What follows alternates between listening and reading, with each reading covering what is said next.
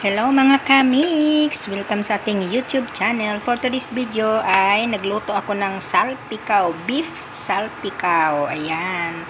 Hindi ko na pinakita sa inyo kung paano. Basta, ayan, yung salpikaw o yung beef. Ganito lang hiwa. Kahit anong klaseng hiwa, kahit na square, pwede naman. Yung malalambot na baka. Yan. Babaran mo lang siya ng kunting, yung olive oil, lagyan mo ng bawang na may asin.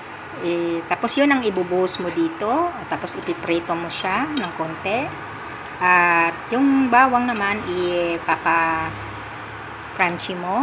Ayan, yan, medyo nasunog pa nga.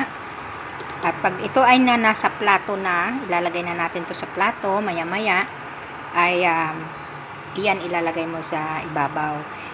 Pag malambot na ang beef, so lalagyan mo siya ng butter, 3 teaspoon, at ang gamitin mo ng oil na pamprito dito sa beef ay olive oil. Kahit na marami siya na oil, basta olive oil, wala namang cholesterol yan. So ayan, may oyster sauce na yan mga kamix. So luto na yan kasi pinalambot ko na yan. Habang piniprito mo, diba, nag-iiksisa ng tubig. So, yun ang pampalambot hanggang sa matuyo. Yun. Hanggang matuyo yung tubig na yun. Lalambot na siya. Hanggang ang mantika na lang matitira. Yun ang pamprito dito. So, ayan mga kamix. So, inano ko na lang kung paano.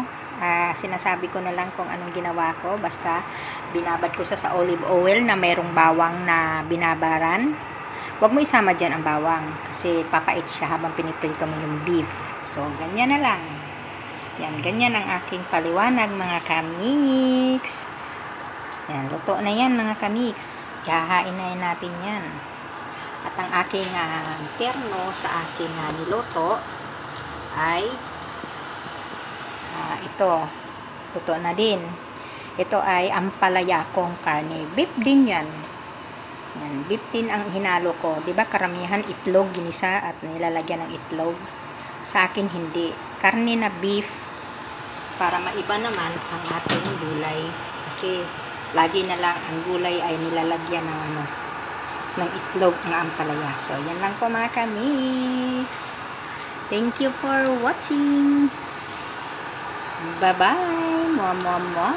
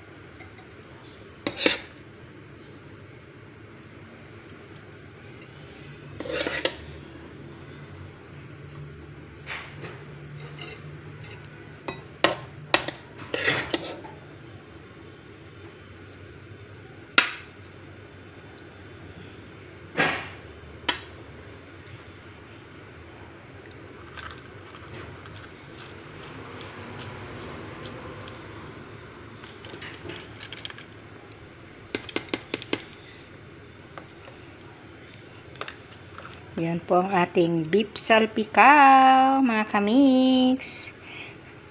Bye-bye!